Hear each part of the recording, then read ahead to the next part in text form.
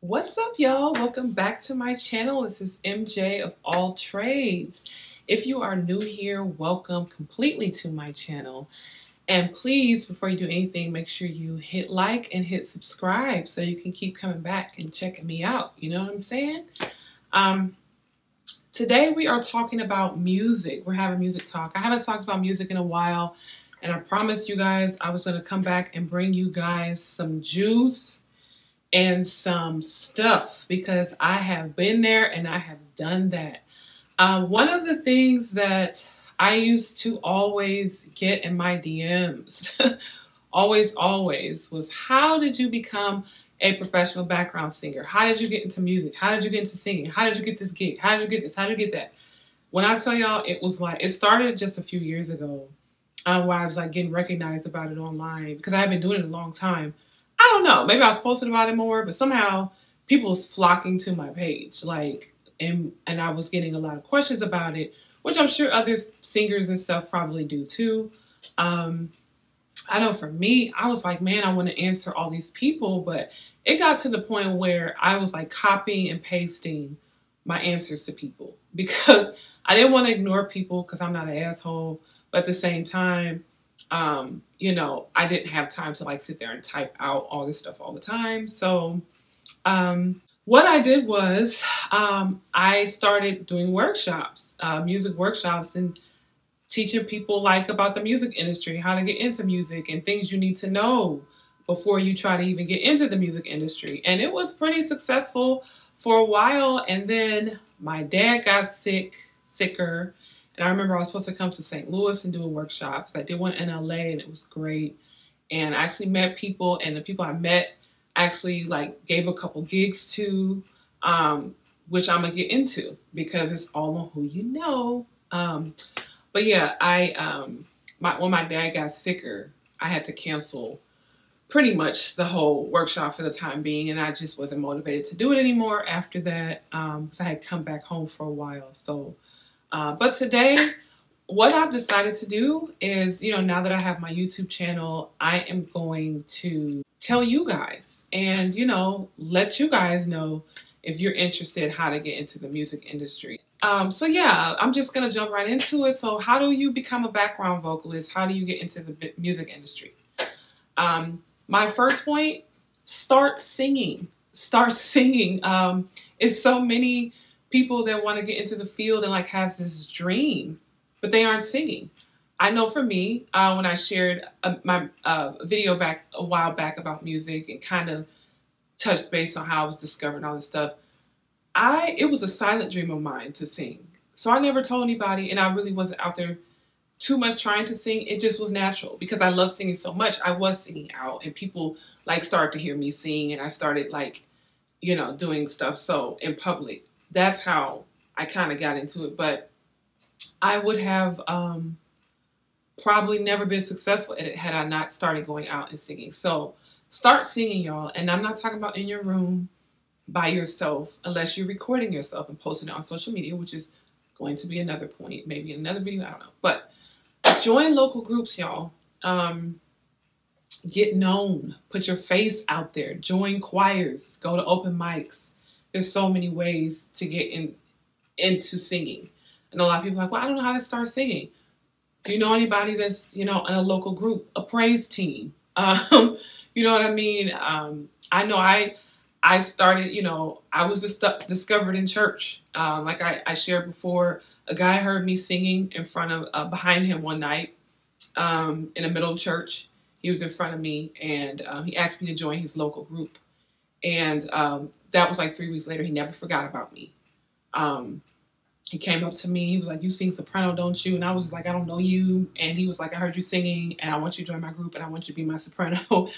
That was my first experience in LA, coming out singing. I had started singing when I was a little girl, but, you know, it was like in church, and it was out. I didn't take it serious. So he heard me sing, and I joined his group. And we started singing at different concerts, and we started getting kind of known. And I met and networked with so many people because of that alone, just from being in that group alone. I met so many people. To this day, I still have a relationship with people from being a part of his group and just getting to know people. And then they start to see me sing. I met a lot of people. Let me just stop right here. I met a lot of people singing in that group. And all we were doing was just going to concerts singing. But it was because the music industry is way smaller than y'all think. We all kept seeing each other at these events. And it was like, oh, okay, such and such is coming. His group is coming. And I started having people coming up to me like, are you the soprano? And I'm like, yeah. They were like, you know, beautiful. Like I specifically remember meeting one of the vocal contractors now that I associate with has called to hire me. She heard me singing in his group a long time ago. And she was just like, I think she had heard his group before. And there was another soprano. So when she came up to me. She was like, are you the new soprano? And I was like, yeah. She was like, it sounds so much better. She's like, you sound so good. I was like, thank you. So that was, you know, one way I really started to get to know people. This was even before I got into TV and singing with celebrities, by the way, way before. I just started to get to know people and singing locally. So you got to do that. You got to get your face out there, and people have to get to know you. Join a choir. I know it sounds crazy, but I was discovered in church. Now, I wasn't in the choir yet. Someone happened to hear me singing, which is a crazy story. But, you know, a lot of people were discovered because you join a choir, people are going to find out you sing. You can sing around them. Like, people are going to realize people around them who can sing, who can't sing. They'll start putting you maybe on the microphone and start to hear your voice more. Go to open mics and start singing open mics. I'm not an open mic kind of person. Believe it or not, I am too shy to be doing all of that. But that is a great way people have gotten out there. And there's so many local bands. Especially if you live in a music city like LA. There's so many local bands and like local cute music events and stuff where you can go and you can sing or you can hit somebody up. Once you get to know people, you're going to keep meeting people in the music industry. So make sure you get out there and you start singing. And also what's very important is you have to keep those relationships. Keep those relationships with the people you meet. I can't stress that enough. Like I said, to this day, I get calls because people remember me. People know me from meeting them over 10 years ago when I was singing. Dang, how long has it been? Like 15 years ago, kind of. That was like 2006, I think I was singing with this person. But people have gotten to know me and we still know each other. We Facebook friends, you know what I mean? Inbox each other here and there, text each other, hope all is well here and there. Make sure you keep those relationships. That is how you get hired. And a lot of times in the music industry, I know from me, and from what I do know, you are not auditioning for a lot of this stuff. People just know that you can sing. And if they want you, like recently I got a call for a TV show to sing one of their songs, and my voice would have been heard nationwide, but I didn't get the part. But the person called me and I auditioned from home. She already knew I could sing though. Do you understand what I'm saying? Like, she already knew I could sing. So she wasn't just called. She was like, I need to hear how your tone is. Do you mind singing this song?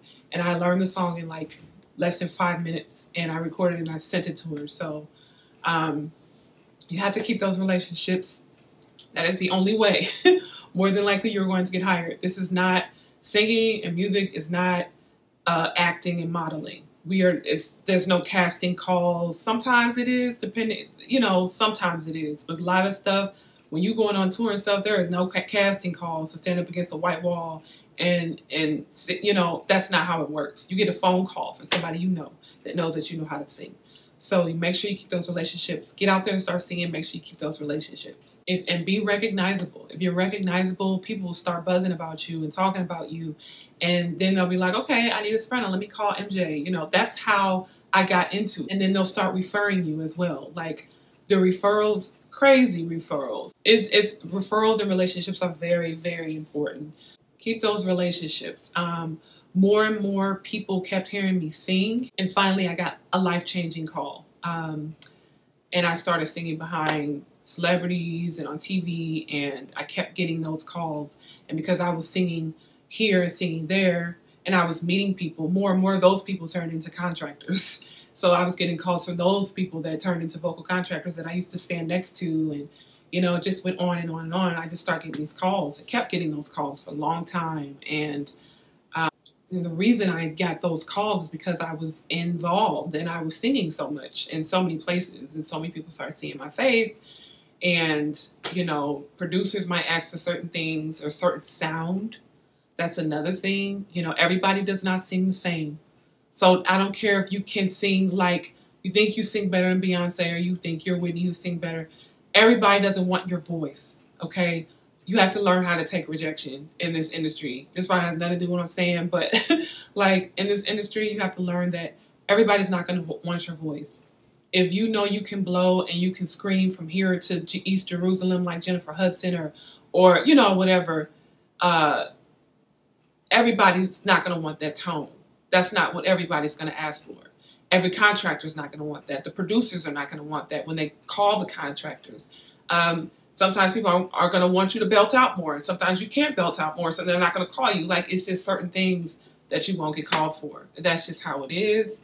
I don't agree with people doing you dirty about it. That's another video.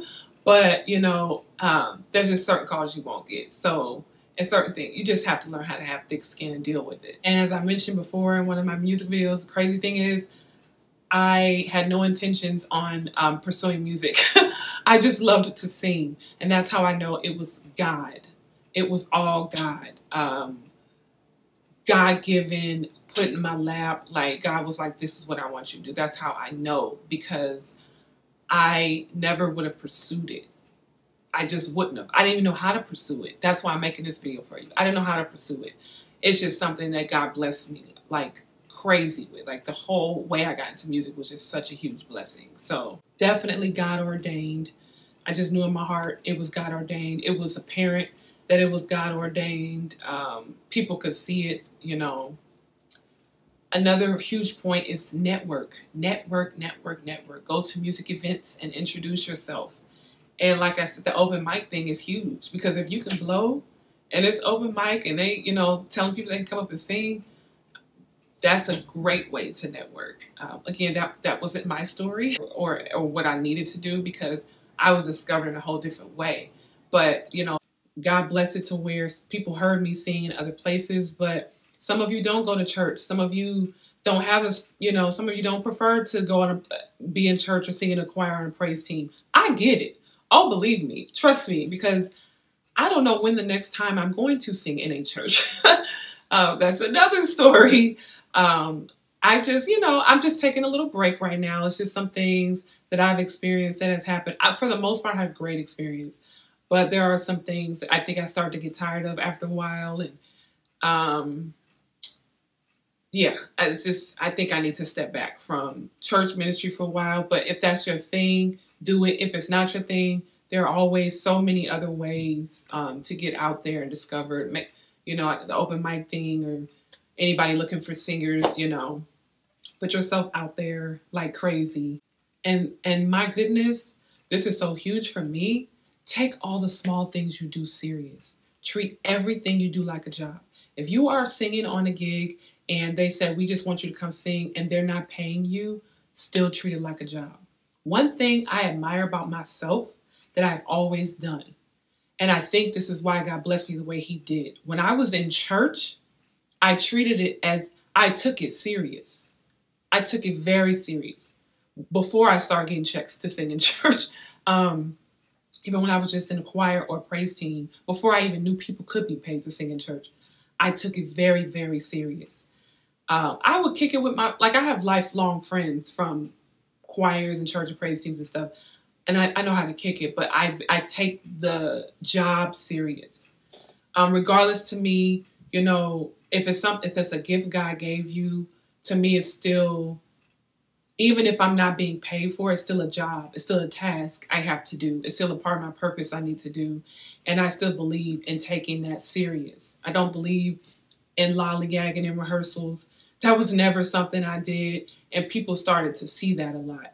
And then I will get, you know, started getting calls to be a part of someone else's praise team over here at another church, or, you know, locally come sing with you over here, or call to come sing in a mic at a mega church. You know, it was just all about my attitude and how I presented myself. I never acted a fool in rehearsals. I always took it very serious. I didn't care if I was being paid or not. There's some way someone is always watching you. you know, so don't act the fool and be thankful that you're there. So my last point in this video is be able to sing. Please be able to sing. I can't stress enough, you know, how many people want to do. Most people know they can sing if you're going to pursue it. You know, just be able to sing, be able to have the skill. That's it. You don't even have to be Beyonce, Whitney, none of that. Just be able to sing, you know. So that's truly the main thing, is to be able to sing. Another point that was not in my notes, or, you know, y'all, make sure that if you want to sing, that people see that on your social media page. I'm not saying you have to announce every day your dream, what you need to come true, but it baffled me and it used to kind of upset me. And I told my people this in a workshop when I had my music workshop.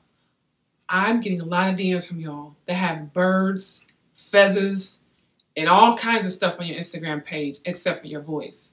How do I know that you can sing if I don't see not one singing video of you? As shy as I am, you will find many singing videos. I haven't done one in a while, but you'll find many singing videos that helped me a lot, because I can send people to that when they ask me what my tone is like if I can't sing for them at the moment.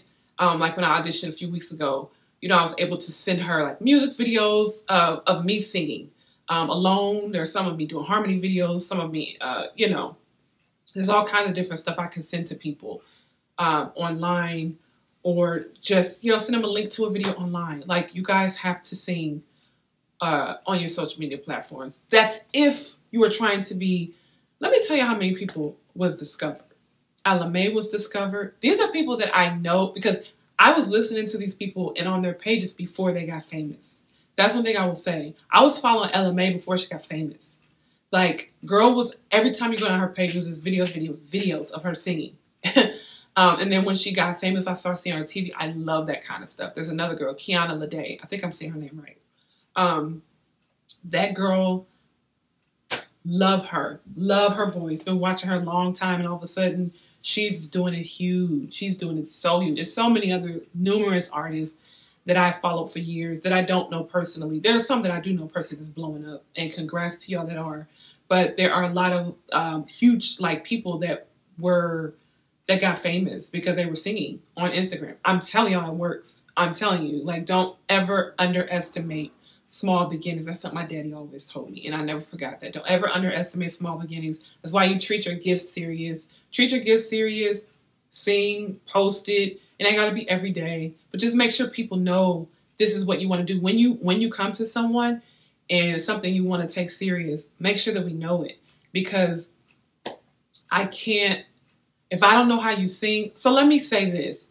The people that came, you know, to my workshop, or people that I've met and I know you can sing, I have gotten them gigs. I've referred them. That's how the music industry works. I've referred these people to someone else. I've gotten people gigs that I've walked away from. I gave them the gig. If I had to leave or I couldn't do it that day, I got them that gig. If I went to another gig, I've gotten them huge auditions because I knew how they could sing and I met them. You know, you gotta put yourself out there. You know, there is particular people that I still don't know what they sound like, that I want to give them gigs, and I think they're passionate.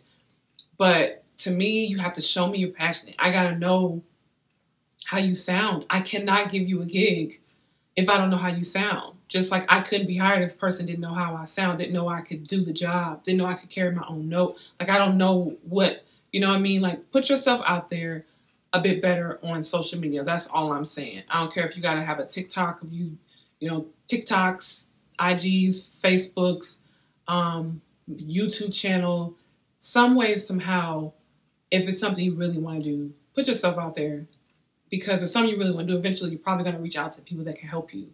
And believe me, I'll help if I can. I don't live in LA anymore. You know, I live here in St. Louis, but my gift comes with me. You know, if it's a point where I get a call and I can't get on a plane, I'll tell someone like, hey, well, my other girl over here sings soprano. She's bomb. Trust me, it has happened. So, until next time, this is, you know, lots of pointers, how you get into the music industry. Hope this helps someone, how you become a professional background vocalist. If you have any more questions, please feel free to comment below. send me a message and let's chat. Until next time.